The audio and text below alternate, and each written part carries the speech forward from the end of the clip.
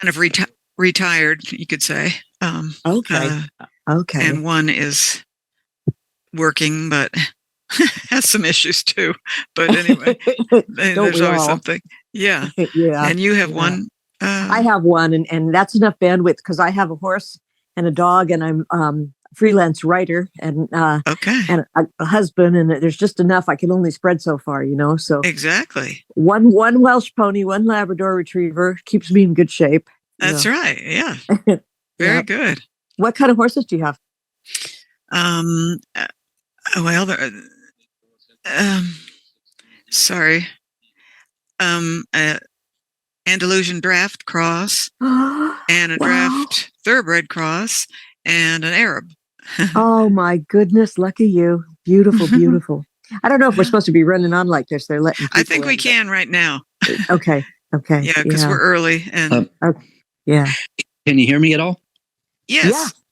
Okay, I'm Josh Kennedy. I'm here tonight, and I've started taking lessons at one of the local barns around here. I don't have a horse, but I'm hoping to someday, when I can save the money, get a miniature horse and hopefully have it trained as a guide horse. Wow. Well, this is going to be an exciting talk. Yeah. Yeah. I'm looking forward to it. Yeah. Yeah. I don't know what Omni thinks about it. That's my guide dog. I think there's Wayne. I don't know. I don't want to be replaced. Is that you, Wayne? I think he's muted.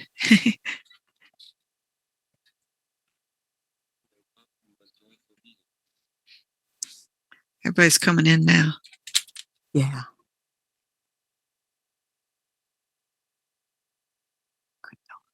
Good girl.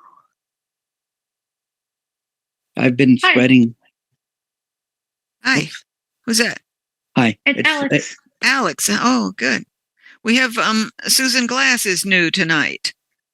And you've probably met Josh Kennedy before. Yeah. This is my first time meeting Josh, of course. So, meeting all of you. This is great. And Alex. Who is this? No, I know Marsha, but who is the other voice? Susan Glass. I'm Susan. Hi, Susan. I'm Alex. Hi, nice to meet you. And you I'm too. Josh. Where are you from? Hi, Josh. And you're Josh. Hi. Yeah. I'm from California. Oh, awesome. I'm in New York. Okay. Yeah. We're all over. Yeah, we really are. Scattered everywhere. Yeah, but it's good. It's all good. Yeah. Yeah. Different perspectives. Mm-hmm. Where do you live, Josh? I live in Williamstown. Alex, are you the one that trained Panda, or that's Alexander Kurland. Maybe that's two different people. No, not me. I have a guide dog only. Oh, okay. Yeah. I thought maybe you were Alexander Kurland, the person that trained Panda. No, I fooled you though. Did everybody have to update their Zoom this evening? I didn't. Mine was no. I got it. No problem. Okay. I didn't, and I have totally forgotten to send you all those instructions. Oh no! You have it. Hey everyone. Hey Wayne. Hey. How are you? Doing good. We're good. Hello. Who's that? hello. Everybody's. Is it who just came on? Kaylee? Is it Leslie? Maybe Kaylee. Kayla? Is it Kaylee? Kayla. Kayla? Becky? Kayla. Kayla. Samantha? Yeah. Orson? No. Hello, this is Ann Edie. I'm here. Hi, Ann. Hi, Ann. Hi. Yay. We are glad to have you this evening. Very.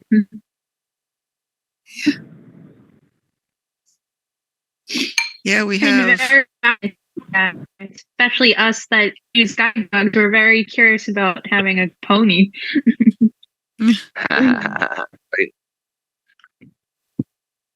Well, I'm glad to be here. Yeah. Yeah. But Yeah. Where'd he go?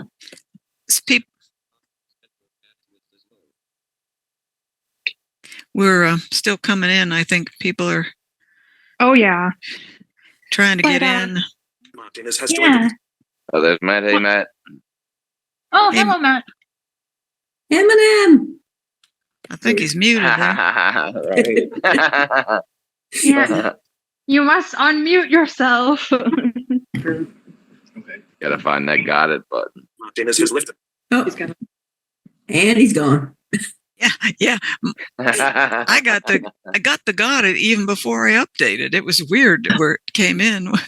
Oh my goodness. I didn't have to do the updates thing. Oh, good. Yeah, I promised to send you all that document. My Zoom is up to date, so I guess it updated last night. Oh, good. That's good. Yeah.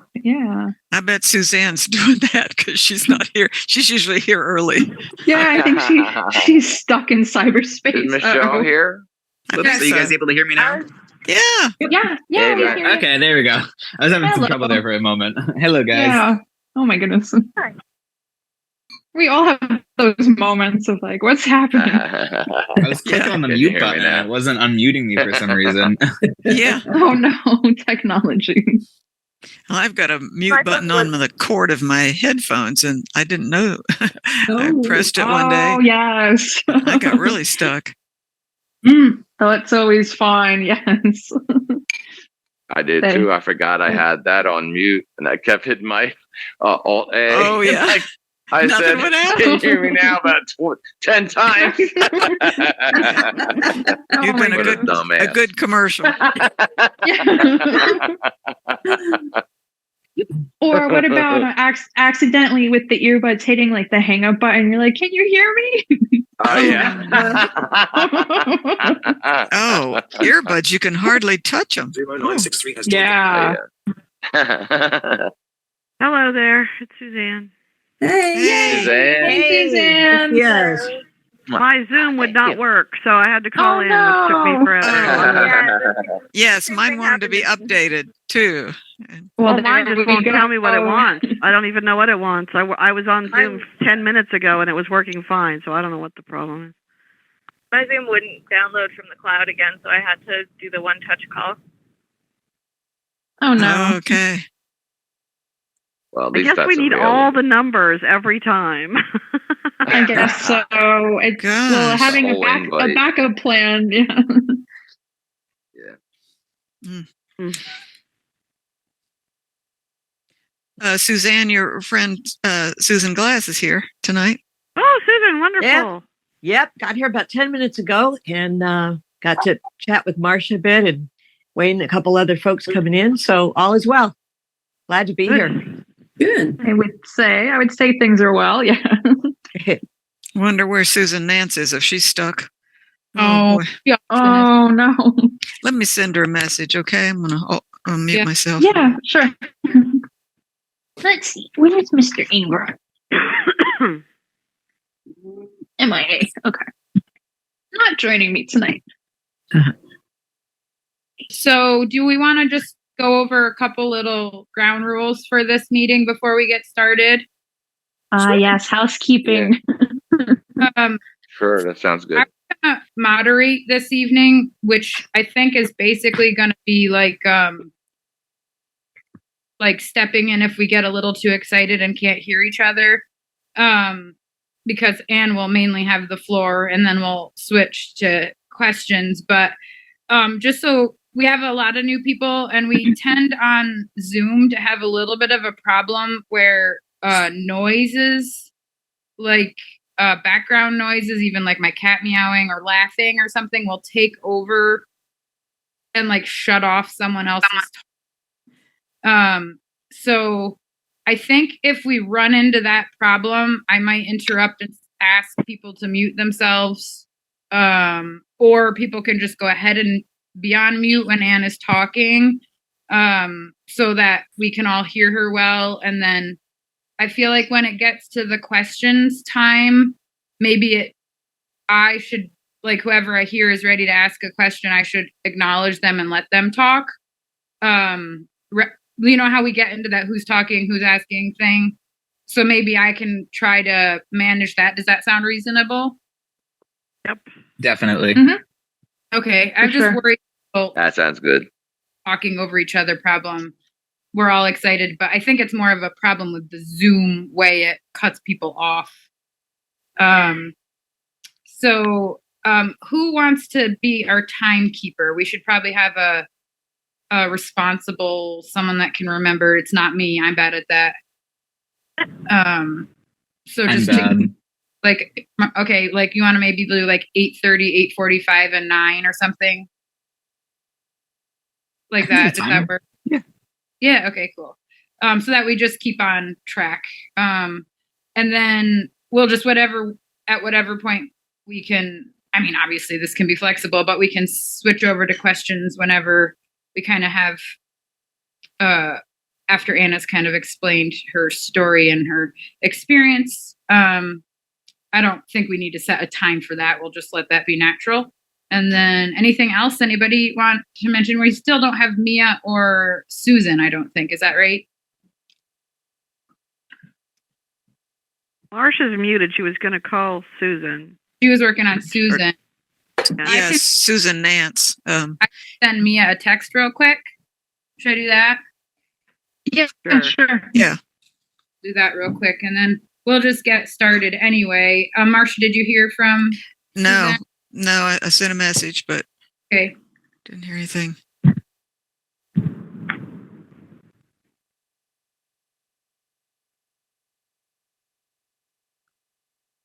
I guess I could call her. Mia a text. Oh, here she is. Oh, great. Good timing. Yeah. Hi, Mia. Oh, Mia?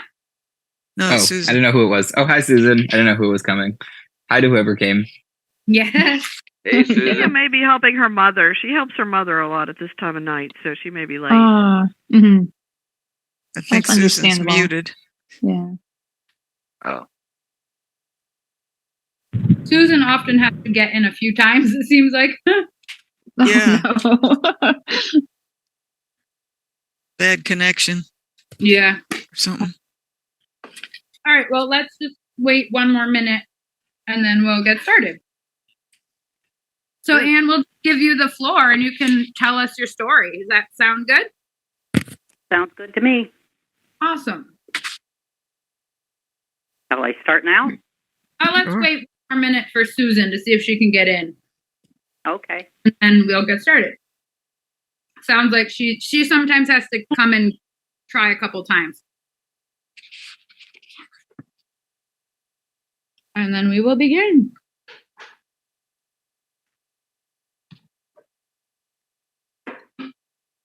I'll check I didn't hear from Mia.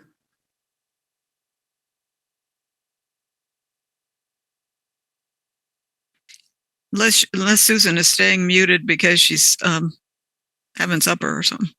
Oh, so you I think think she left. Oh, did she leave?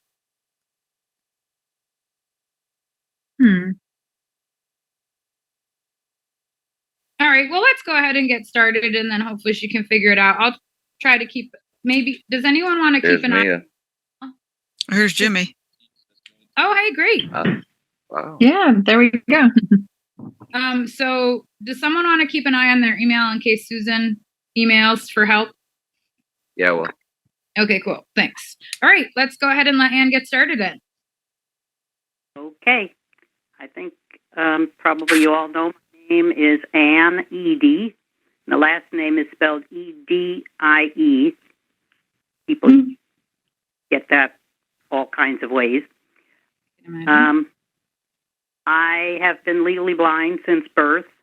I have Leber's congenital amaurosis, which is related to retinitis pigmentosa, but a different genetic disease, but somewhat similar, except that usually starts out with poor central vision as well as poor peripheral vision and basically no night vision, and then gets worse from there. I grew up in Elizabeth, New Jersey, which is a city, and went to public schools in a sight-saving class. So I didn't learn Braille. I was supposed to learn to read using large print, never really successfully. Used very thick reading glasses and had to get within an inch of the page. So very uncomfortable. And but I was lucky to go to a camp for blind children in New Jersey and really enjoyed it, and also got to know many blind people, including totally blind kids who read Braille and would read whole books of like Little Women under the covers at night, where I was struggling with reading much simpler books. So I didn't learn to use a cane until I was an adult, and I got my first guide dog in, 1991. He was a chocolate lab, very good, successful guide dog. He was with me for 9 years till he died in 2000. After which I had 2 less successful guide dogs until first one was I got in 2001, I believe, and only lasted about 3 months, and then I got another one in 2001 that was with me for a year. After which, well, I had loved animals all my life, especially horses. Insisted on having my parents take me to the local park where they had pony rides when I was a very young child on Sunday afternoons. Go ride the ponies, and then started taking riding lessons when I was 10. And most of my teenage years, took a few lessons while I was in college, and then went to graduate school and basically didn't do any riding during those years. Got married and went overseas for 5 years, didn't do any riding. Then when I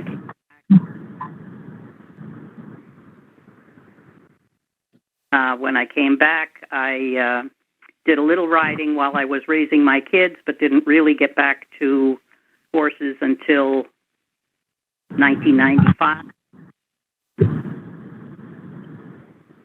Started lessons. You all hear me, or is that background noise away? Something is interfering for sure. Yeah. I just want to make sure it's not. Everyone can make sure they're on mute so Ann can continue without disruption. Just everyone make sure they're on mute so there's no disruption. There's some background noise going on. Okay. So in 1995, I started taking lessons with a person whose name is Alexandra Kurland, who is mostly responsible for bringing clicker training into the horse world, at least in the United States, but I think probably everywhere. And she happened to live in my town and keep her horses at the local barn, which is within a mile of my house. So I started taking lessons with her, and in 1996 I got my first horse as an owner. He was a gray Arabian gelding named Magnet, and I studied dressage and clicker training with Alexandra. And then in the year 2000, I got my 2 Icelandic horses, and they are gaited horses. Mine are 5 gaited. And they were, both of them, one is a stallion named Sindri, the other one is gelding named Fengor. And they were 5 and 6 years old when I got them. Sindri died when he was about 20. But Fengor is still with me. He is 30 years old this year and still going strong. My Arabian Magnet died at 33. And so I had some experience with horses around in the year 2000. I started hearing about miniature horses being trained as guides by a couple down in North Carolina, the Burlesons. And I started hearing about magazine articles and things like that. From my work with my horses, especially Magnet, I knew that horses were very intelligent and intuitive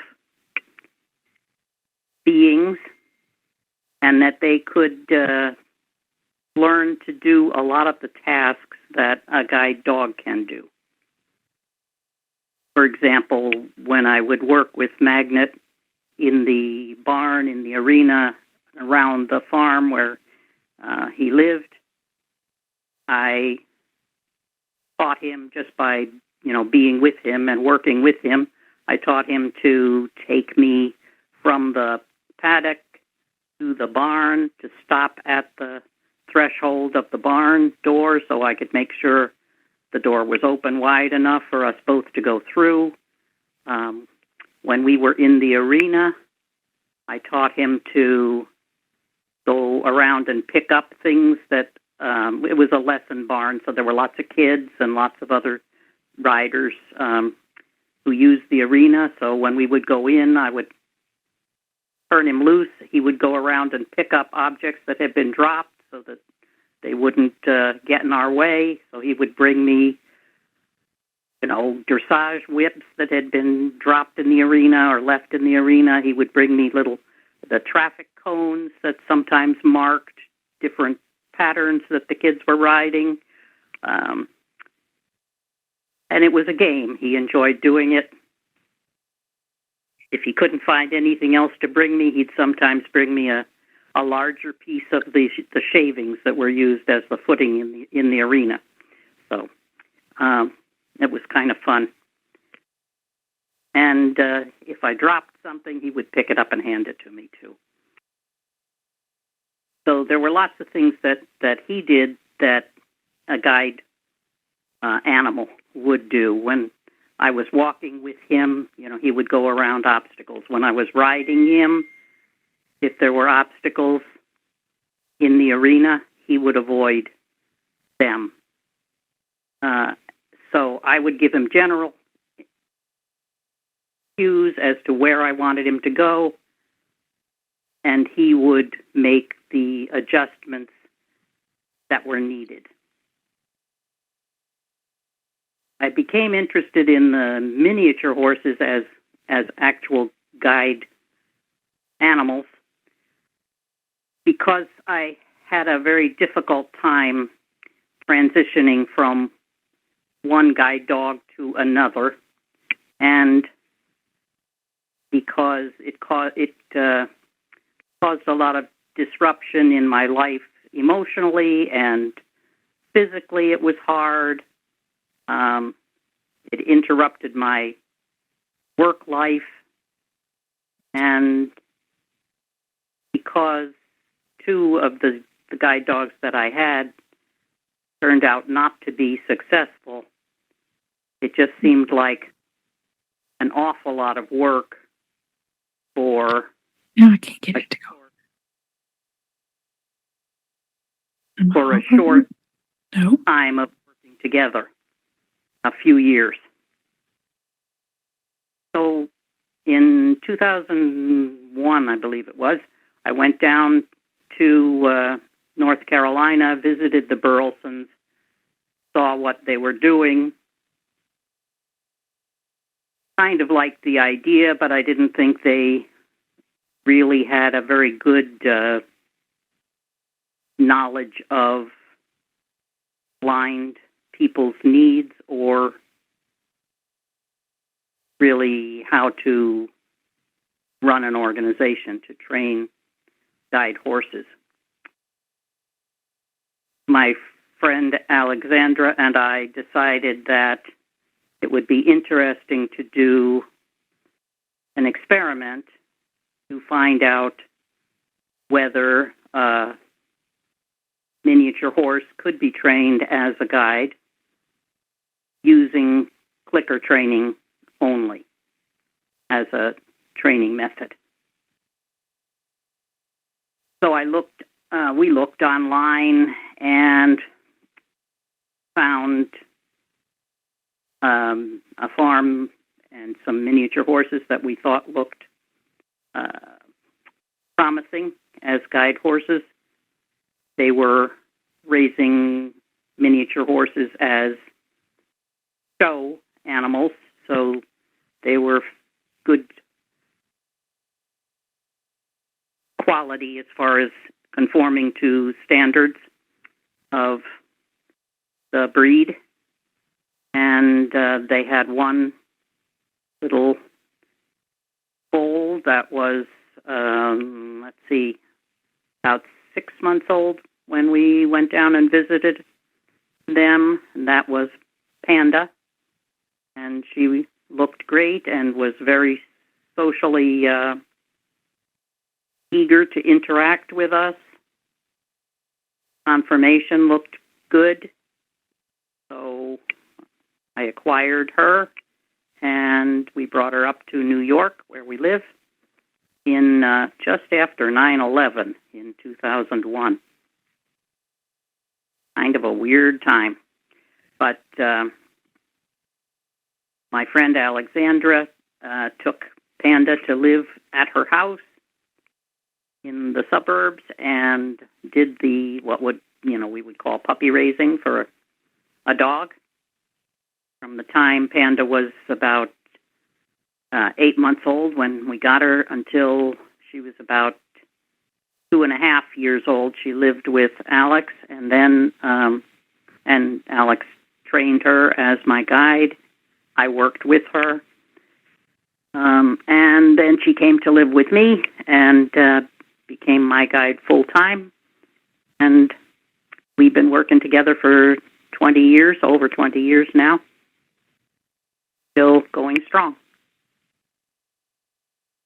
And I don't know, the advantages that I've found to working with a guide horse is that, for one thing, she is as good at her job as the best, certainly, of my guide dogs, and probably as good as the best of almost anybody's guide dogs. The second thing is that horses live a lot longer than dogs do. And not having to make that transition from one dog to another is, for me, a major advantage. The disadvantages of a guide horse are few. One of them is that people generally don't know about horses and how to behave around horses as well as they know how to behave around dogs. So there's a lot more interference sometimes. And I know that there's a lot of interference with a guide dog also, because people always want to pet them or distract them or whatever. But with horses, it's even more difficult to go about your business unnoticed, I think. On the other hand, and the horses also take up more space, than dogs do. They can't fit under a chair. They can fit anywhere that, any place that's accessible to wheelchairs. Certainly, there's enough room for a guide horse. So there's not as much problem with that nowadays as there used to be. The guide horses are small enough. Panda is about 29 inches tall at the shoulder. So she's bigger than most guide dogs for sure, but not huge. And she weighs somewhere between 125 and 150 pounds. So once again, bigger than most guide dogs, but not the biggest dog I've ever seen. Not as big as the biggest dog I've ever seen anyway. Another disadvantage is that horses need to relieve themselves more often than dogs do. So you need to, take them out more often, but they can be trained to relieve themselves on cue and in specific places. So just like guide dogs, take them out on a schedule, and you can take them to a certain place or a certain type of place, and they will understand the cue to relieve. Panda has 2 cues, one for urination, one for defecation. He sees them as 2 different behaviors. Let's see, what else would people like to know before we open it up to general questions?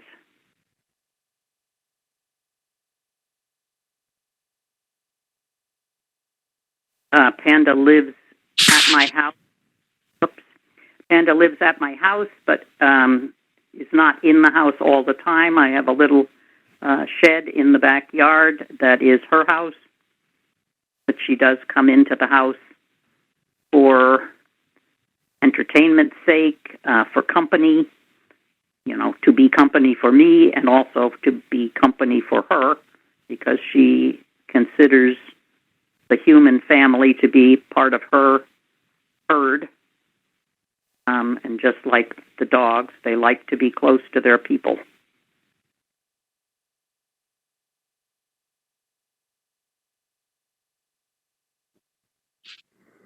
Could you maybe talk about eating, when she needs to eat?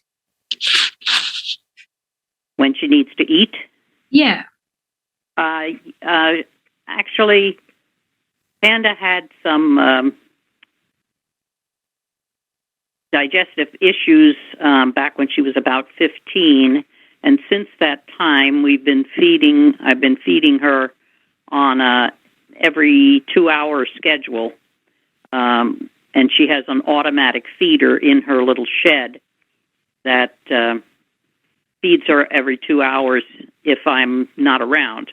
When she's working, I do use treats for working with her, even on a everyday basis. I have not faded out the treats as part of her, which were part of her clicker training altogether. So when I'm working with her from time to time, I will click and reward her with a little very small amount of her grain that she gets, which is dry and sort of like dog food kibble, except that it doesn't crumble as easily.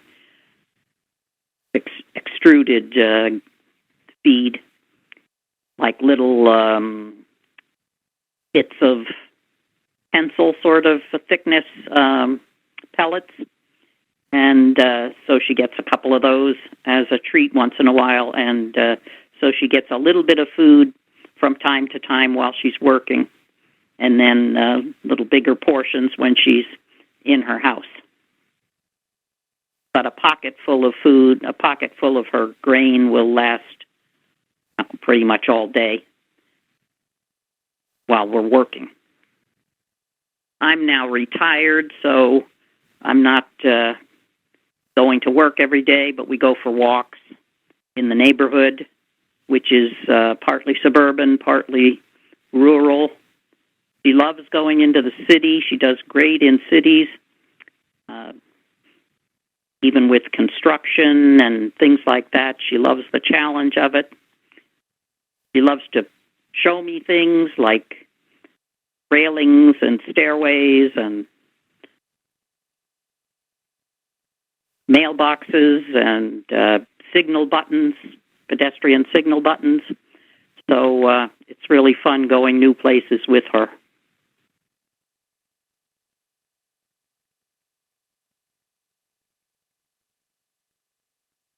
Other questions? You talk a little bit about her feet, her shoes, etc.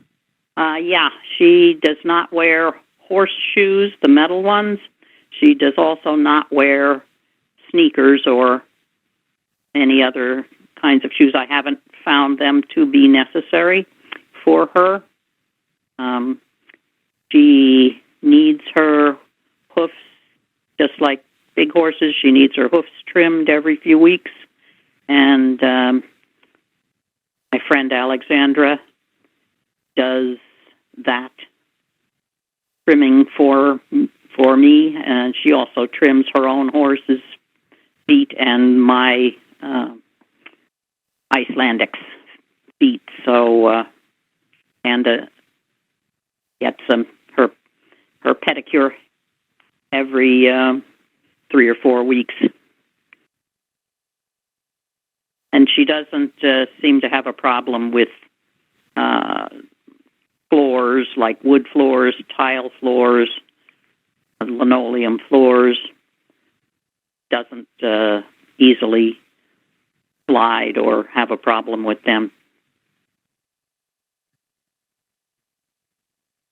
Hi Anna, it's Matt.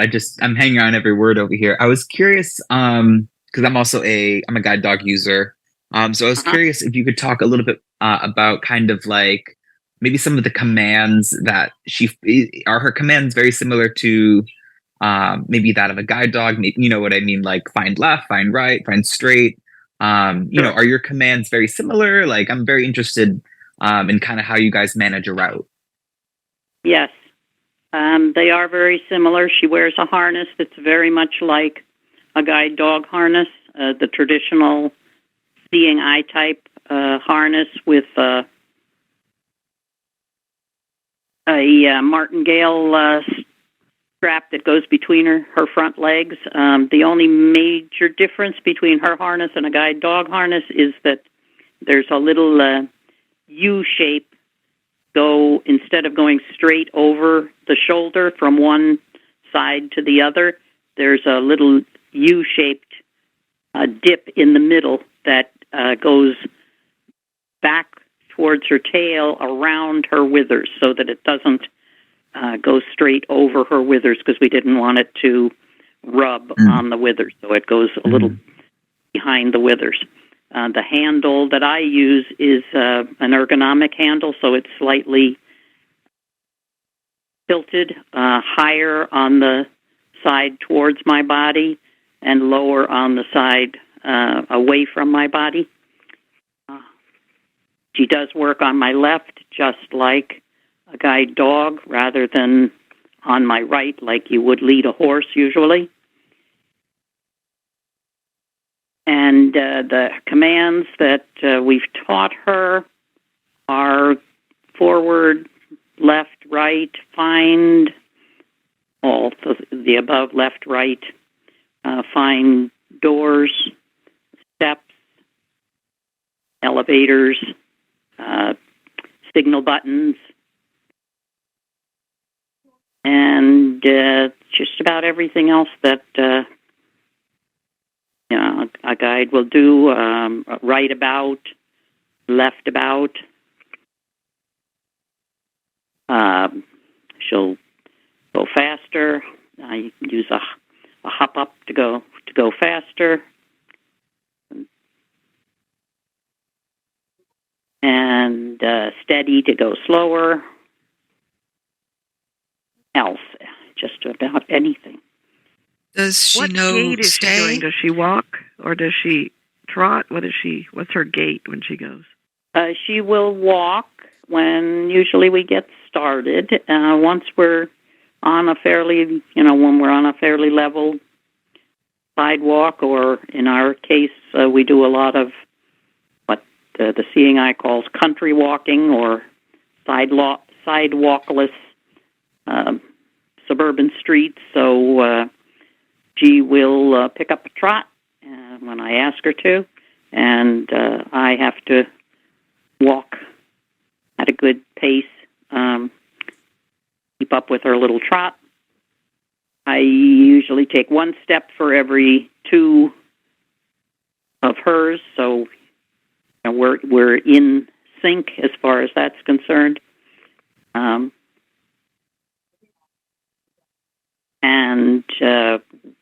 when we're nicely balanced and going forward, there's no pull on the harness. We're just floating along together. So it's almost like riding when a horse is on the bit. Wow. Nice. Do you ever use the command stay? Yes. Mostly when I'm doing something like grooming her, or cleaning her feet or something like that. I do, and I also use, as I did with my dogs. When I had my guide dogs, I used to put them on a sit stay, put their food down, make them wait until I gave them a okay command, cue, and then they could go to their food. And I do the same with Panda. I give her a mash once or twice a day with apple and some of her grain, and put a little warm water in that to make a mash. And I have a place in her stall where I tell her to go to her place. She'll go there and stand, and then I put her mash down and stand back, and then I give her the cue to go ahead, and she goes to her mash and eats it. So, I use the stay for those kinds of things. Also use a wait if we're going someplace and I want her to chill for a minute. I use a wait command. Does she also wear a halter? Yes. Okay. Wears a halter and a guide dog style leash that has the long and short adjustments. And I hold that in my left hand along with the harness handle.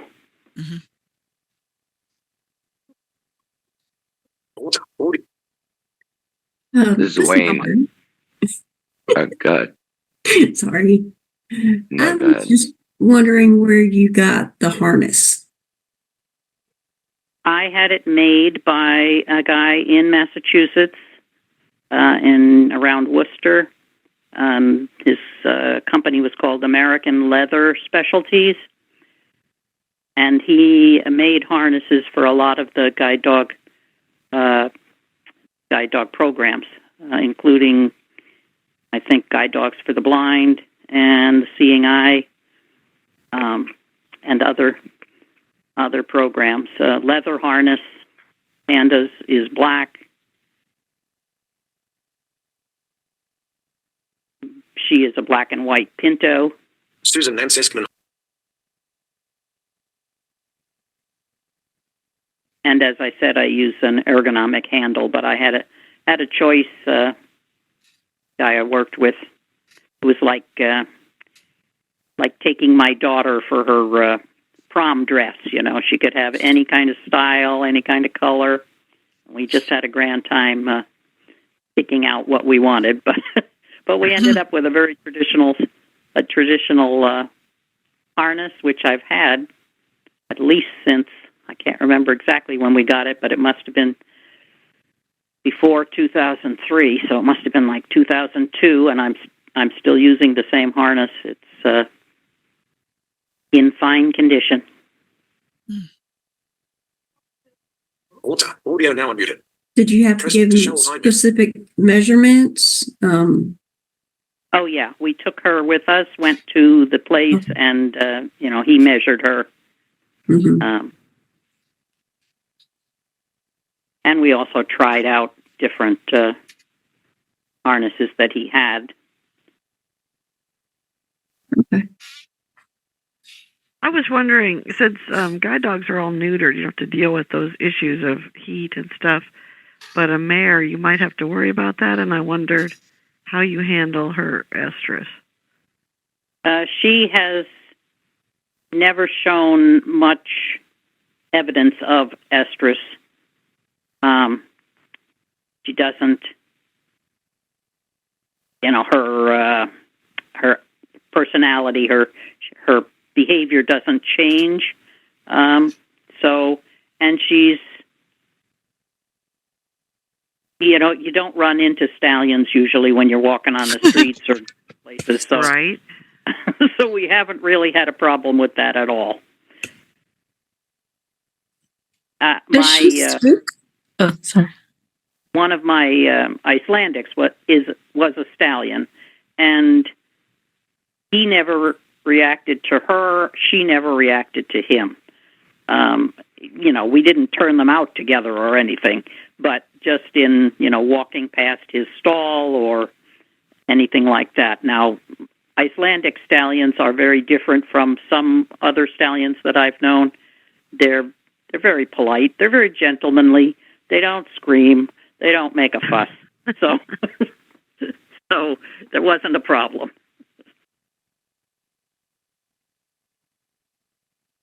Does she spook? This is Mia. I just was wondering, when you're in city streets, and there's a lot of action and a lot of activity. Well, she was well trained by her trainer, Alexandra Kurland, and she gradually introduced her to things like that might spook a horse, like people were, hammering on a roof or construction work or things that flew around or other kinds of stuff. Panda has never been terribly reactive to those, and she was introduced to them in a good way, so that she finds new things. Generally, she's curious about them. She's interested in them. She's not afraid of them. And then I do a lot of work with her as far as like plastic bags blowing around and things like that. One of the things I like to do in her stall when I'm cleaning up, I have a kitchen trash container, and I use that for putting the used wet shavings in and, for cleaning up.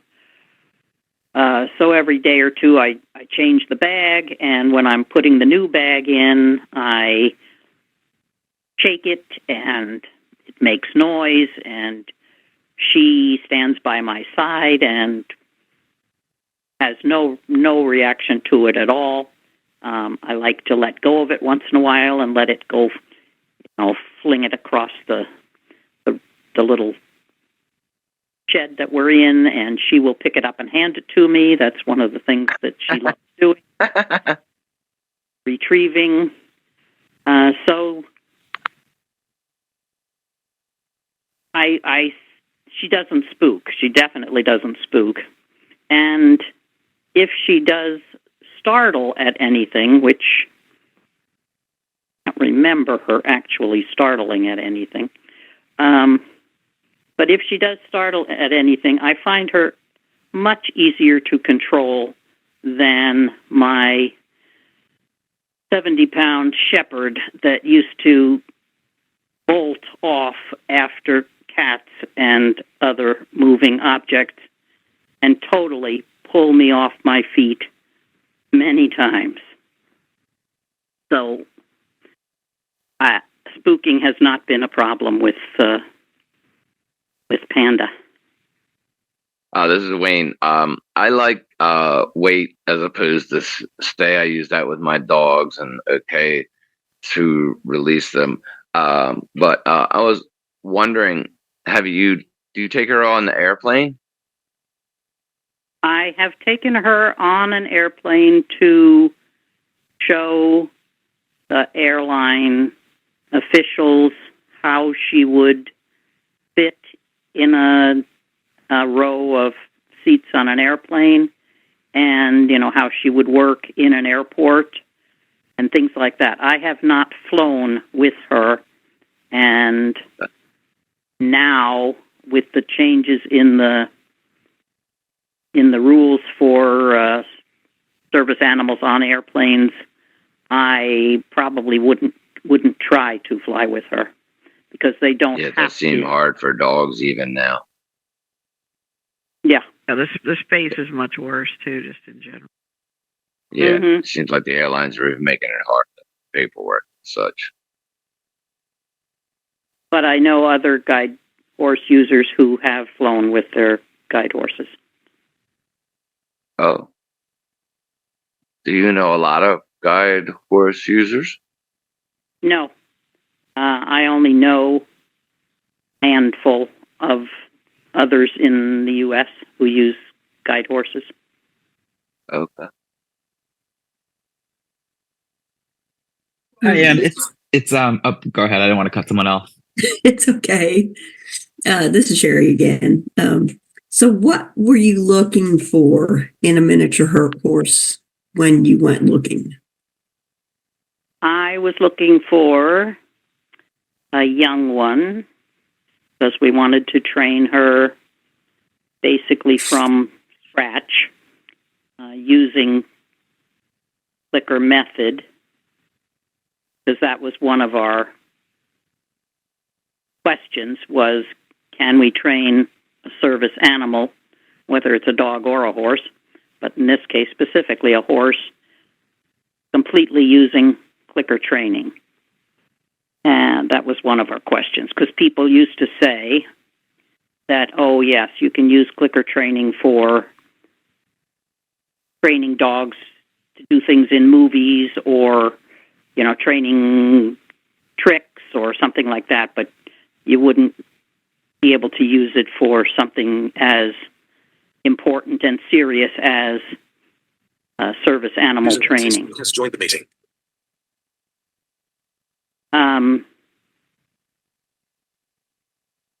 I forgot what the question was. I think I got sidetracked. What were you looking for when you were looking for a miniature horse? So we were looking for a young one that we could train from scratch. We were looking for one that was small enough to be a service animal and not take up too much space. So we wanted one that at maturity would be less than 30 inches tall. And we wanted one that was of good audio now unmuted. conformation. Because with as with dogs, when you breed for specific traits like smallness, you get a lot of undesirable physical traits sometimes, like malformed legs and facial things like overbites and underbites and whatnot. We wanted a horse that was going to be physically sound for many years. So we wanted definitely a horse with good conformation. And also just because we didn't want people to think that we were using horses that were poorly bred. Just like the guide dog programs want dogs with good conformation. They don't want to be known for putting out You're not using a reject. Right.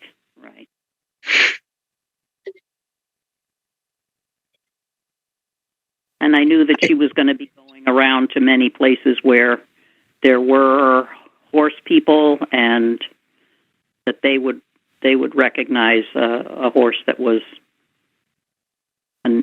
not good conformation. That's basically what we were looking for. One that was curious, one that was not skittish, one that didn't have physical problems to begin with. You never tell, of course, just like with the guide dogs, that, you can't tell whether they're going to get something down the line, but you want to start out with as healthy and sound an animal as possible. I think you mentioned earlier, too, that you wanted one that was fairly social with you. Oh, yeah. And I found that most minis are. I don't think Panda was unusual as far as her personality. I think there have been lots of miniature horses that could make the grade as service animals if they meet the other things like being small enough and conformation enough and having the right other things. And could I ask a question? Sure. This is Jimmy. I've been muted. No one's been hearing me. But anyway, I was wondering if the bus pulls up and the bus is, say, 2 foot away from the curb, do you use a guide stick or anything, or does your pony step down and then step up? Some of our buses have the little, what they're called kneeling buses that dip down and they come right to the curb, and some of them have the little ramps that flip out. And so some of the drivers will do that when they see us there, and we walk right on. But yes, she will go down off a curb if they stop further out from the curb. She'll stop at the curb. I'll tell her to go forward. She may go down. If it's close enough, she'll step up into the bus directly. All right. Another question, Ann. If someone totally blind, inexperienced, would you advise them to try to get a guide miniature horse and teach them themselves? You've been very fortunate having a very knowledgeable equestrian friend. Yeah. So I was wondering, a totally novice at this, would it be wise for them to start initially? I don't advise anybody to get a guide horse. I think if a person loves horses, knows horses, has worked with horses, and thinks that a guide horse is for them, I think it's the same as with a guide dog. Most people would not take on the project of training their own dog, and I don't think that most people would take on the project of training their own horse. I would not train my own dog or horse without some help from other people, but that's normal.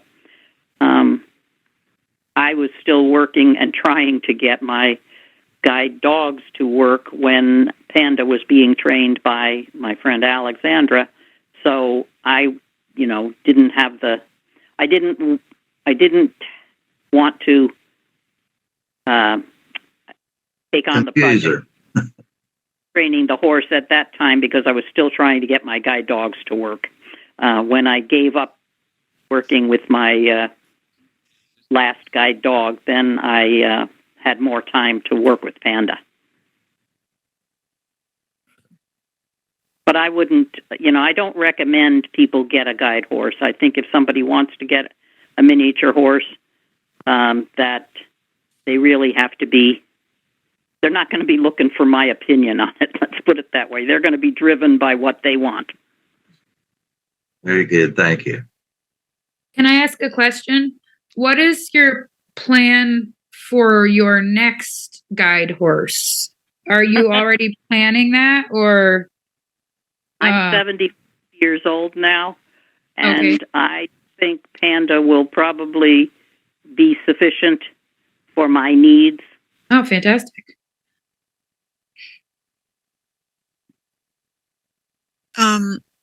Does Panda switch her tail when she's agitated, or when there's flies around? Does she switch her? That's a silly question. I guess she probably does. But when she's agitated, does she switch her tail? Occasionally, mostly when somebody's bothering her, or when she occasionally. I mean, she'll switch her tail when there's flies, sure, or she'll shake her head, and then I'll usually try to get rid of the flies. But she'll give me signals like when there's a dog, loose dog, or a dog that's walking by with someone on, and the dog is on leash but is lunging towards her. She will, you know how horses give somebody the evil eye, or she'll shake her tail, she'll toss her head. She's fine with dogs. She doesn't pay them any mind unless they actually jump on her, and then she will, try to. She'll give them a little kick with foot. Yeah. Let them know that that's not acceptable. She sounds very pretty too. Is she upright in her neck, or more forward with her neck, just in her stance? She, when we're going along, she is, like I say, pretty much like a nice and rounded,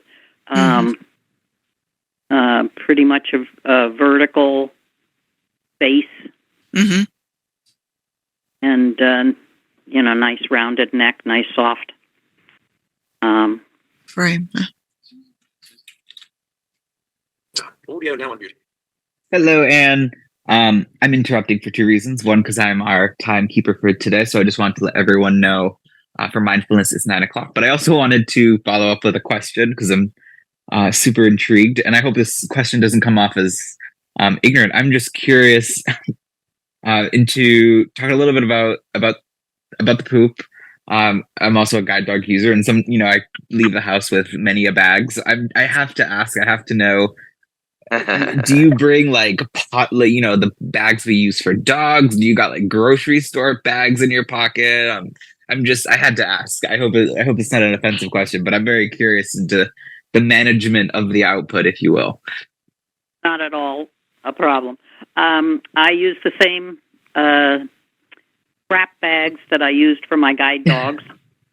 Just put over my hand, pick up her manure, and occasionally use another hand with a bag or a glove on to make sure I got the whole pile, and just tie it up just like I would with a dog.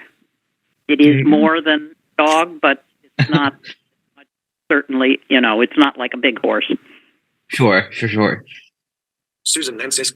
And do you find that, sometimes it's a challenge for my guide dog, he's so particular, sometimes he's not willing to go on any surface. Do you find that when you kind of give that command to go either one or two, that, she's not so concerned about the surface of, my dog, he won't go on concrete, he won't go on, he's looking for dirt and leaves. So is she kind of more willing to kind of go where she is kind of deal? Very much like working with a dog. You learn, you make, you adjust to each other. So sure. In the first, when Panda was a baby, we put shavings in her stall, and she would, of course, pee on the shavings.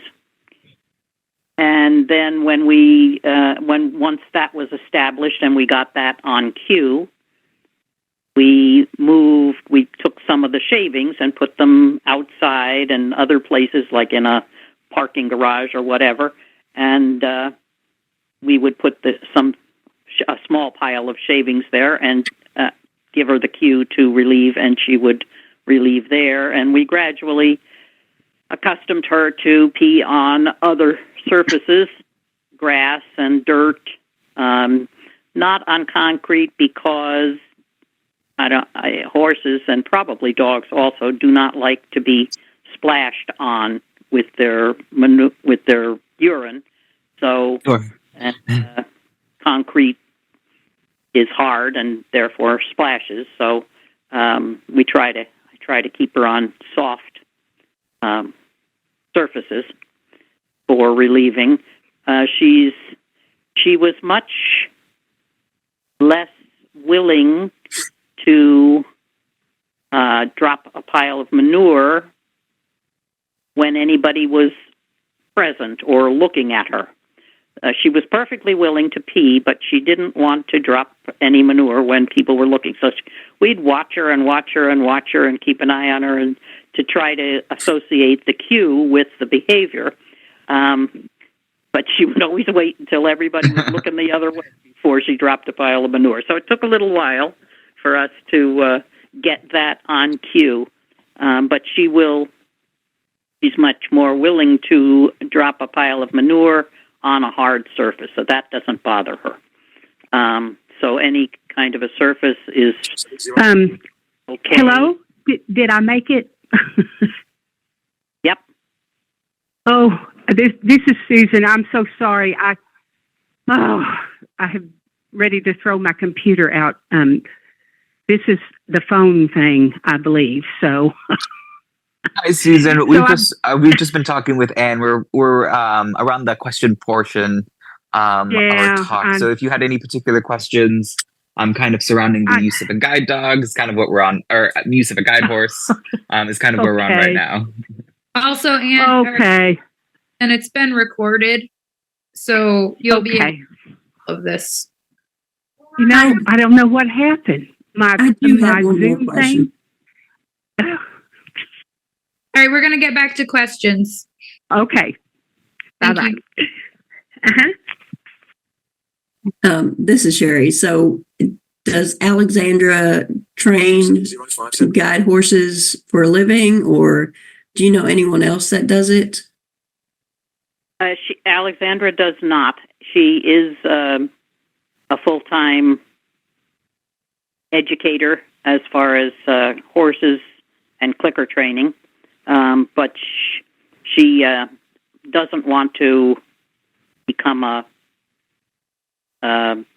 guide horse trainer as a even part time. She doesn't want to get into that business. So, and do I know anybody else? No, I don't. There are other people who have trained guide horses privately, but I don't know anybody who wants to do it as a job.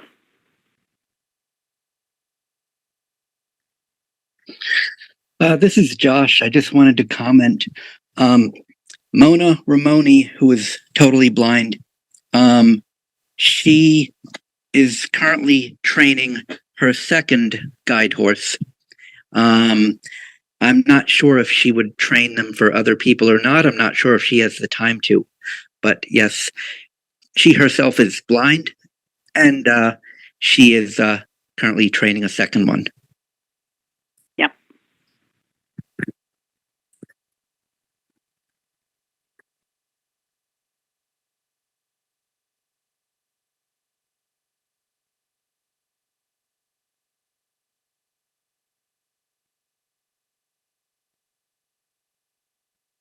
And do you, just on the topic of the potential of, if people wanted to do this, sometimes the cost of a guide dog is a really the extent from start to finish, the cost is pretty significant. Would you say, the average cost of a seeing eye dog from start to finish is about 40 to anywhere to now it's closer to 65,000. Would you say, I mean, obviously we know that the cost of, shavings and things really get high. Would you say the cost of start to finish, is something maybe comparable or maybe something similar to a guide dog? I don't know. That depends on what you mean by the cost. If you're going to pay a trainer to train a dog for you, that's going to cost. Yes. A lot. Yeah, that's kind of, that was, sorry, I should have been, it kind of meant like the whole, everything from the purchase of the animal to the time investment, everything kind of totaling up together for sure.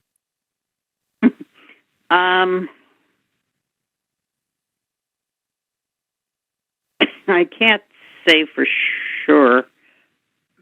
Certainly the cost of having a guide horse is, I would say, comparable to having a guide dog.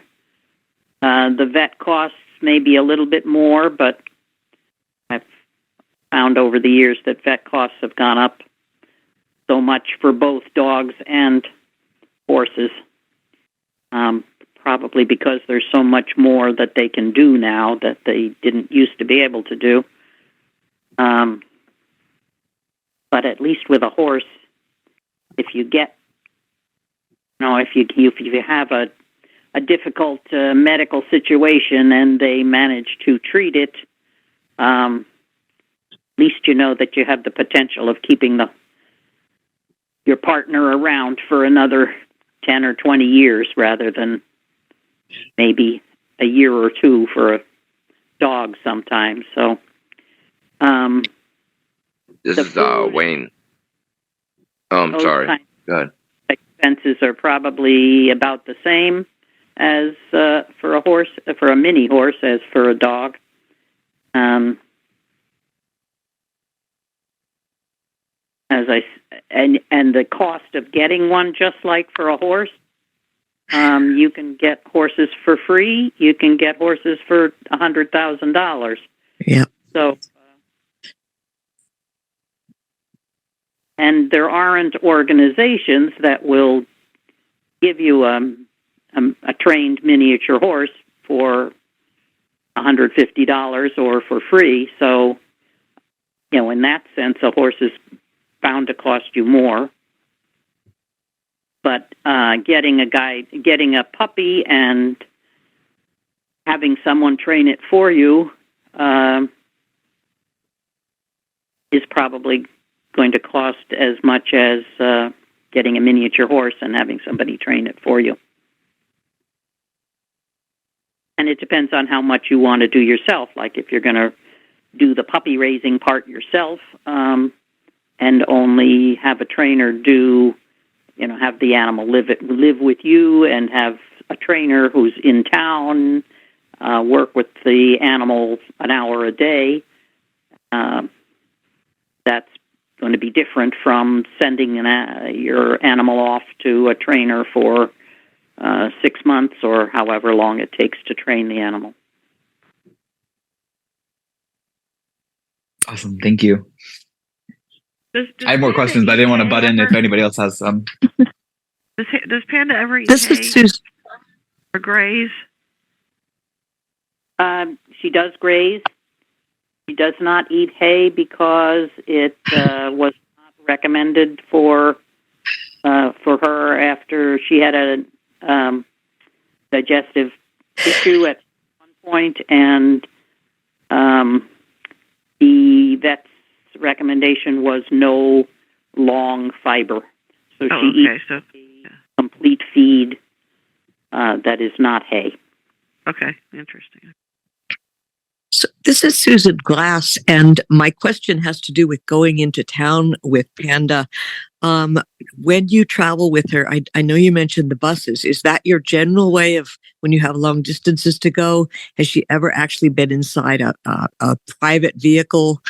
I'm asking. Okay, go ahead. Yeah. We have the family. We have a minivan. We call it Panda Mobile. And she rides in that all the time. Okay. She's been in other kinds of cars and other cars. She gets in and out without any problem. Yeah. I've actually been walking down the streets in Albany with her and had taxi drivers stop and hand me their card and say, if you ever need a ride, give me a call. So, that's fabulous. Yeah. It's very because I use a lot of rideshare where I live, and believe it or not, we even have pushback with our dogs sometimes. And I was thinking, like what is that like, and Lyft and Uber and such. And it sounds like you haven't had to worry about that part, but well, find those taxi drivers. Those are good people. Was a surprise for me because yes, I have had problems with taxis and with my dog. Yep. So. How about restaurants? When she goes in, are people pretty receptive? Yes, and a matter of fact, once again, there are many places where people are reluctant to allow a dog in, but they will, for whatever cultural reasons. Right. They're less worried about letting a little horse in. Very interesting. Okay. Thank you. You're welcome. Audio now unmuted. Do you think that's maybe because minis don't bark? That's also a good thing. I bet the mailmen love her. They don't bark and they don't have, big teeth, so people are not quite as afraid of them. Right. Some people are dogs. In restaurants, you have to worry about your dog being interested in food and food on the floor and food on people's tables as you go through narrow places. Is Panda not really interested in people food? She is very interested in people food. Oh. But not necessarily in that way. She studies the people she meets. If people put their faces down next to her, she will sniff them. She's always interested in what they had for lunch, or and she takes her cues just like bulls take cues from their moms on what's good to eat. So she will take cues from us on what's good to eat. And for a long time, she thought that she should be given chocolate because Alexandra and I, at the end of a long day, sometimes we would share a piece of chocolate, and Panda was very annoyed when all she got was hay stretcher pellets or something like that. And not. Yeah. Thank you. That's interesting. But she's good about walking through restaurants and places like that. And when we're in restaurants, I keep, just like with a dog, I keep control of her space, where it is, with the leash, and she'll stand by my chair, usually either alongside my chair, or depending on what the configuration of the table is, or behind my chair if that's a space that she can be out of the way. And sometimes she lies down and takes a nap. So she's been in lots of restaurants, and like I say, any place that is accessible for a wheelchair will have enough room for a miniature horse. This is Dwayne. She'll actually lay down and take a nap in a restaurant? Oh, yeah. Wow. That's awesome. She'll usually stand for the first half hour, 45 minutes. You know how horses can sleep standing up, so she'll take a little nap that. And then if we're still hanging around in the restaurant and not going anywhere, she'll lay down and take a nap for half an hour. Wow. Not stretched out, she'll be curled up, on her side, and not flat out on her side, but yeah, that's awesome. Quite cute, actually. Yeah. Just checking in. It is almost 9:20. We usually try to wrap up by 9:30, but we also don't usually have something this interesting going on. So I just wanted to put that out there for people. I think we can keep going with questions till 9:30, and then maybe I'll interrupt and let people check out if they need to. Of course, Anne, if you need to go, that's also totally cool. I just wanted to let people know my thoughts on that. Does that sound reasonable? Yes. Sounds good to me. Yeah. Okay, cool. Yeah. Keep asking. When Anne, when you're in the restaurant and Panda has to stand or lay down, do you take the harness off or just leave it on? Not usually. Mm-hmm. Usually leave it on. Uh-huh. Okay. And I was wondering about the idea of retirement. You said that, you think Panda will be with you as long, will be good for you. I have a guide dog, is 10 and a half. So thinking about retirement and just wondering if you have an idea of, when you might think about retiring, age-wise. I'm just curious about age, with horses. What age, you might, because people say like, 10 and a half, you're pretty much, time to retire your dog. And I didn't know how you're thinking about, if you have an idea about that. Well, she is now 23, and as I said, she's still very enthusiastic about her work, and she doesn't really consider it work. She just considers it life, because she'll do her guide stuff even when I don't have the harness on. If I just take her out for a walk on leash, she does everything that she would do if she had a harness on. But I would take my cue from her, just as I would with a dog. If she starts getting, arthritis, so that it's hard for her to go up steps or jump up into the van without a ramp or something like that, that would be an indication that she wasn't, wanting to go on with work, at least at that level. We might still go out for walks where it's basically flat, that kind of thing. If she, I don't know, she certainly hasn't slowed down any since her young years. So that's, another thing. If she had a medical issue that would make it difficult for her to continue working, I would retire her, and she would go to live at the barn where my big horses live. We'd just set up she'd have a nice big stall and a nice outdoor sun yard and a place to graze, and she would have a nice retirement, and we would still play games just like we do, as much as she wanted to. Do minis have a longer or similar life expectancy?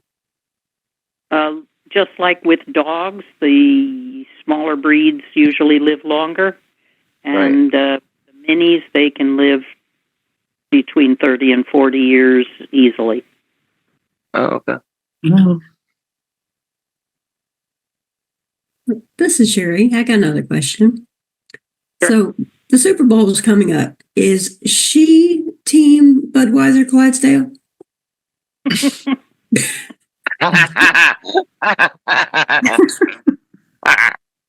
She would be team Icelandic if there were one.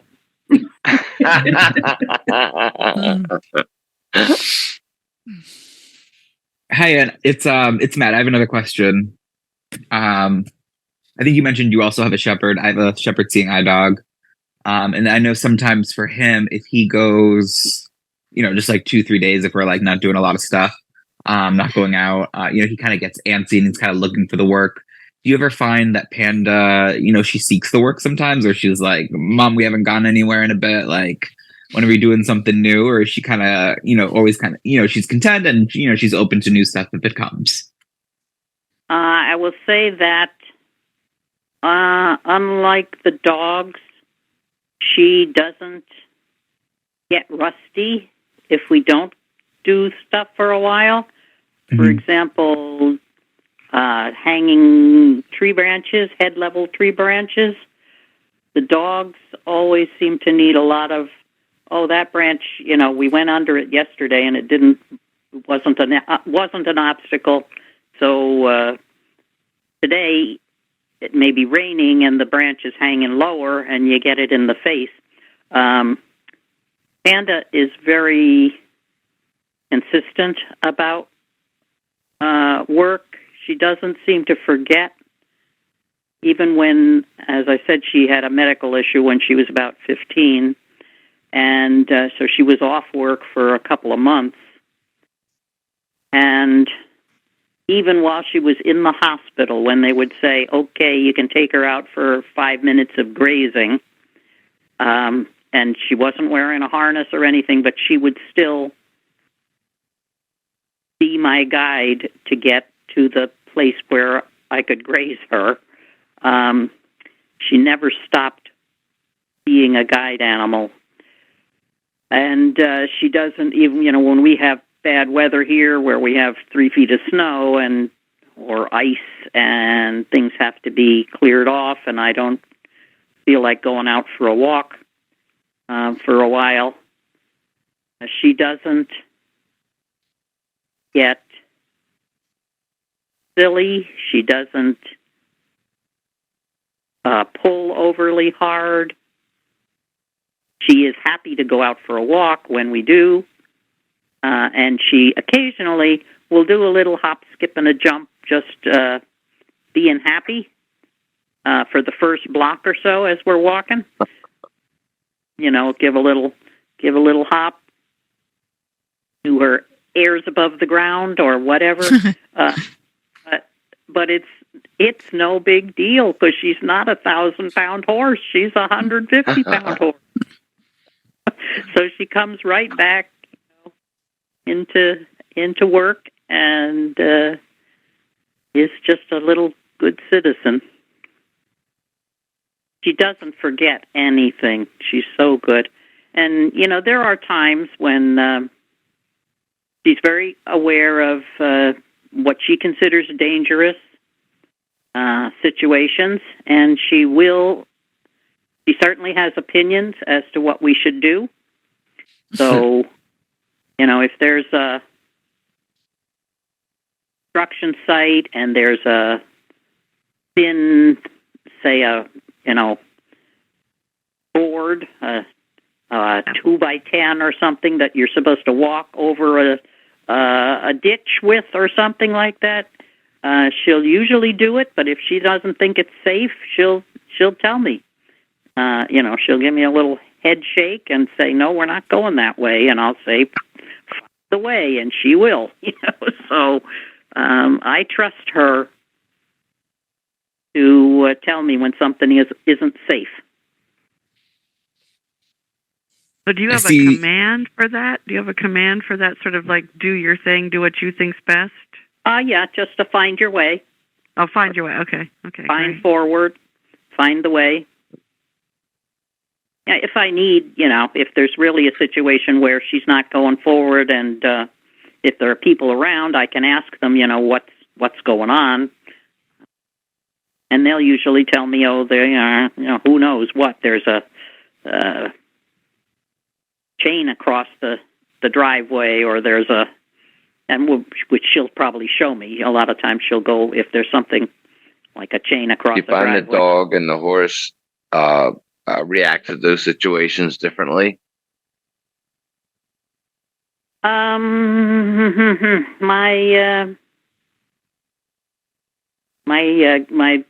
good working guide dog was good at those kinds of things too. But he was he needed a little more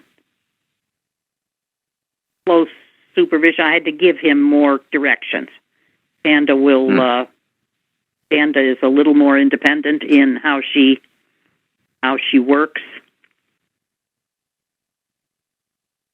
I had a question. Do you ever turn Panda out with other horses, either minis or other horses? I know you said you didn't put her near Sindri, but... Yeah, I don't have other minis around generally. She's fine around the other horses, but I don't turn her out with them just because I don't want her to get hurt accidentally. But she does. My Icelandic Fengur will groom her over a fence. You know, they do the social grooming thing. She will groom his knees because that's about how far she can reach. He will groom her back. She's perfectly happy, talking over the fence with even the big horses. But as I say, I don't turn her loose with them. Mm-hmm. And we haven't had any other minis around for her to play with. So, but she's amazingly unattached to other horses. She's very attached to her people family, but not to other horses. She's happy to see them. When we're walking around Albany, if there's mounted police people around, she knows, she recognizes them as horses, but she doesn't either shy away from them. She's not part of their herd. Yeah, right. She doesn't pull towards them or away from them. She just notes that they're there. Oh.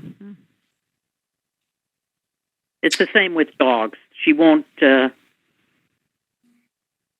get excited about seeing a dog, or she won't get worried about seeing a dog unless it actually jumps on her. Jumps at her, yeah.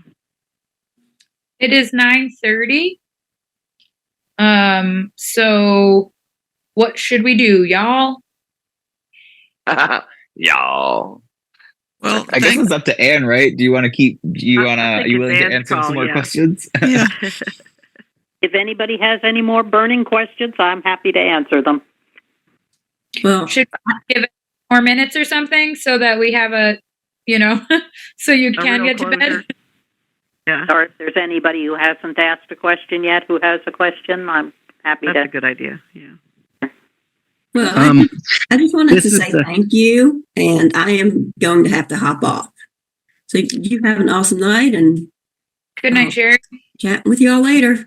Yes, I'm good night, also Sherry. going to sound like Josh had a question. I have a question. Hi. How does the harness go on? Because when I was grooming Teddy and learning about him, he's a pony last week, and I led him around and stuff around the arena. Does the harness does it go underneath and buckle with like a belt type of buckle, like a saddle, or is it more like putting a blanket on where the hooks go crisscross, and then there's like a strap and a Velcro thing in the front? The harness I have for Panda is very much like a seeing eye handle. There's a part that goes over her head, and then down on her back, and then there's the martingale goes between her front legs, and the girth strap goes through that, the loop on the end of the martingale, and then it hooks with a, what you call it, but the little, not like a carabiner, but the little hook with the button on it that you pull the button back and then flip it on. Clip. Oh, so it's not a buckle, it's a clip. Okay. Yeah.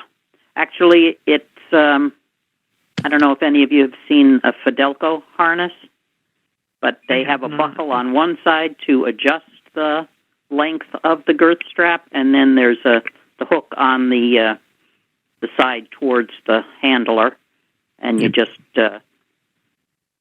clip it on.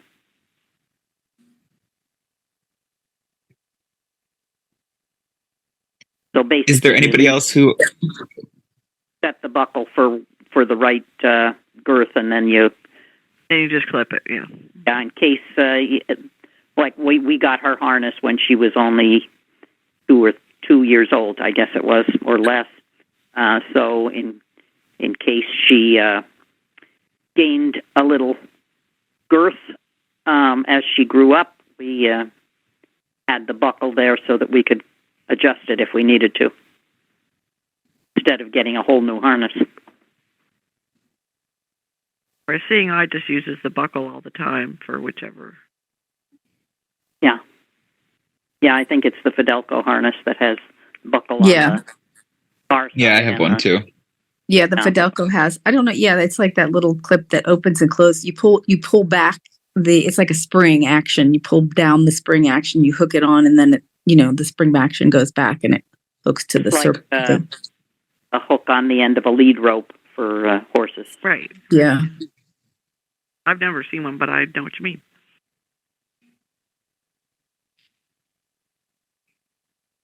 Is there anybody else who didn't get a chance to ask a question who wants to ask a question? I just want to make sure they get an opportunity.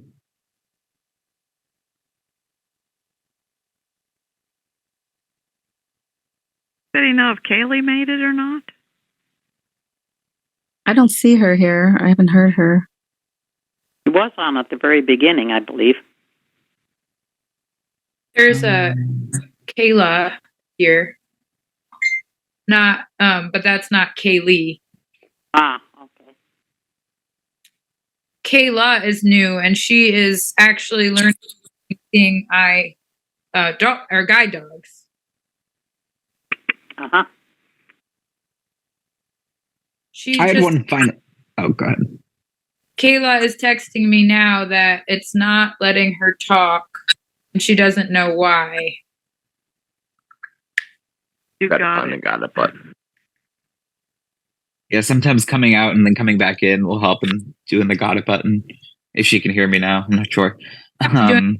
Phone, and she is not visually impaired. Oh, okay. If she's on a phone, not a smartphone, but a cell phone, but a landline, it's *6 to unmute.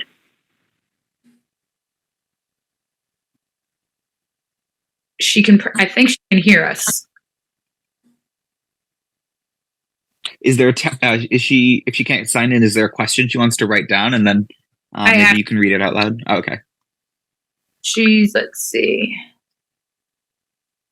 How long did it take to train the guide command versus a dog? Well, since Panda was living with her trainer from the time she was 8 months old until she was 2.5, we didn't want to put her into full-time work until she was at least 2.5 years old. Horses are not mature until somewhere between 3 and 5. Panda was very mature from a young age, but I didn't want to start working her full-time until she was about 2.5. So she was being trained sort of seamlessly between learning socialization and house manners and guide commands pretty much from the time she was a baby. So it's hard to say. I think she probably could have been trained if we separated out the puppy raising and the guide training. The guide training probably could have been done in, 4 to 6 months. Similar to the dogs. Yeah. But we weren't in any hurry because she was so young when we started her.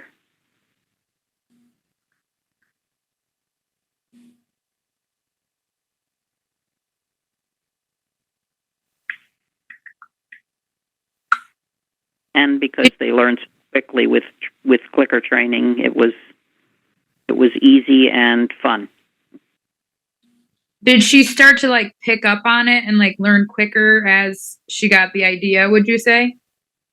Definitely. Once they learn the game of clicker training, it becomes really easy to train new things. We were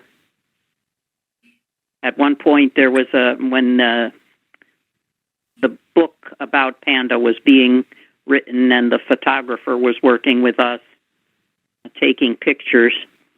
They wanted to see something new that we could train her to see, to take pictures of the process. And so we said, oh, well, how about we train her to retrieve? And so I had a key ring that had a leather part to it and a metal part to it and a key or two hanging on it. And I said, here, we can train her to pick this up and hand it to me. And it took about 2 or 3 trials. And she had it done. And the photographer goes, wait a minute, I didn't get all those pictures, we'll have to do it again. Well, she's already doing it, but once we would click her for putting her nose down towards the object, so the next time she would nuzzle it with her nose, we'd click and treat. The next time we'd throw it down, she'd pick it up, pick part of it up in her teeth, kind of swing it in the air, and we'd click and treat. The next time she'd put it in my hand, so, and then after that, it was wherever I dropped it or threw it or whatever, she would pick it up, put it in my hand. So you learn things really quickly. Can you get a feeling if... Oh, sorry. I was just going to say, I always have to laugh when the guide dog schools say, oh, we're not teaching retrieving anymore. It's too hard on our backs and it's, too hard on the dogs and all that kind of stuff. And I say, yeah, sure. Give me 5 minutes.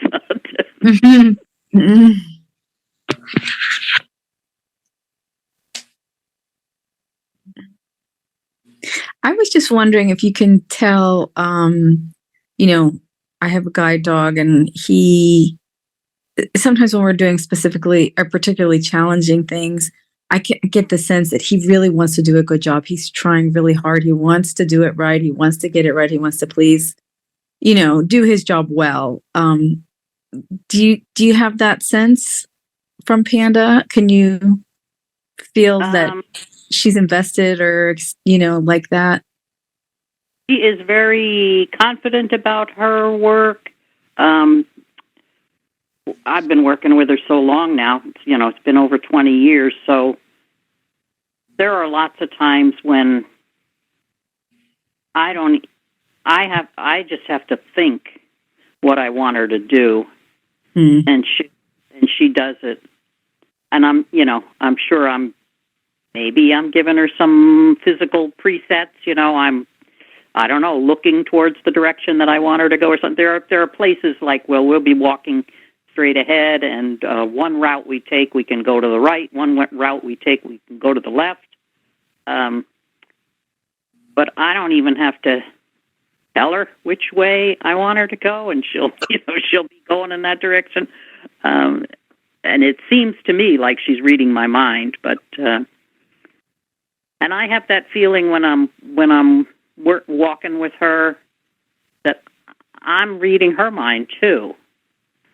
But yeah, she's always trying to do a good job, but it's not an anxiety kind of thing. It's I found people and horses have a different connection than people and dogs, it seems. I found with my dog, even my great little chocolate lab, wasn't so little, he was about 75, 80 pounds, but I had a feeling with him that he was anxious. He was worried about doing the right thing. Right. And he was happy when he would get praise and, rewarded and all of those things. And he was happy when he got to where we were going and he could lie down and relax. I don't get that with Panda so much. She doesn't have that anxiety.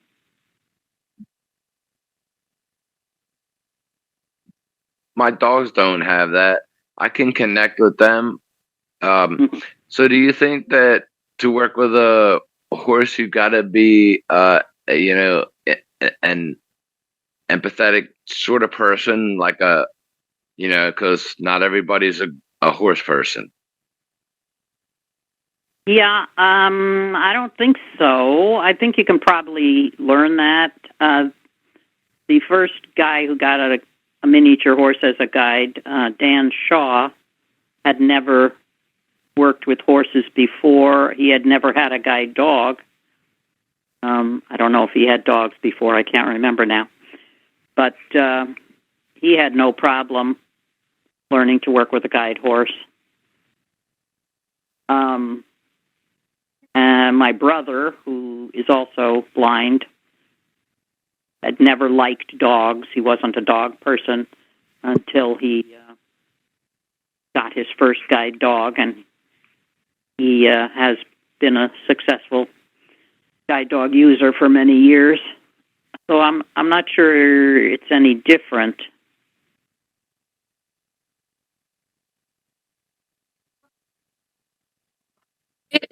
It is 9:45, so I think we probably ought to close. Yes, I think for Ann, so she can get. Yeah, thank you so much, Ann. That was phenomenal. Wonderful. So interesting. Yeah. You're welcome. Thank you so much. And I'll be on the list. Come to all of our writers' lounges and our Zoom calls. Anytime. Yeah, we'd right. love to have you. You're a full member of BEC. We love to talk shop. And a welcome member of BEC. Love talking about the riding horses too. So yes. Yeah, we had fun with the Icelandics on Saturday. Mm-hmm. Definitely. Like what everybody else is doing. Fantastic. Well, thank you for moderating, Michelle. What's that? Thank you for moderating, and thank Dave for all of our ins and outs of getting into Zoom. Yes. Yeah, sorry, that was a little complicated this time, but sounds like we worked it out. Yeah. I'm glad you had the phone numbers because I don't think I ever would have made it. I don't know what was going on with my computer. So stressful. All right. Thank you, Ann. Thank you. Yep. Thank you. Yeah, thank you so much. Thank you so much, Ann. Good night. Good night. Bye, everybody. Yep. Will there be a link? A link to download the MP3 of this so I can keep it? Oh yeah, I will send the recording to the free list to our group email thing, and it'll just be a link so you can save that link. Okay. Okay? I'll probably get that emailed out tomorrow. All right. Yeah. All right. Last week, or was it 2 weeks ago? No, it might have been last week. I had my second, not riding lesson, grooming and cleaning hooves and leading Teddy around on lead rope type of lesson. Great. And I did really good. I'm really popular on Facebook now because of that. Oh, cool. Very good. All right. Well, good night. It was nice I'm glad you could join us. Yep. I didn't talk much because I was busy listening. Yeah, we all learned a ton. That was so cool. Yep. All right. Good night, Josh. Have a good night. You too. Yep.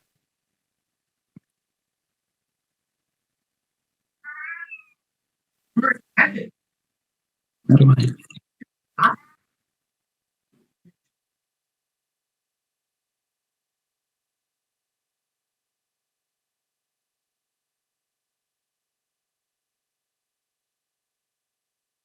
Speech mode talk. Rewind. Play button.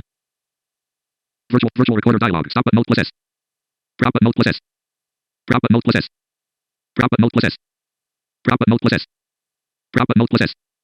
Prop but mode plus S. Prop but mode plus S. Prop but mode plus S. Prop but mode plus S. Prop but mode plus S. Prop but mode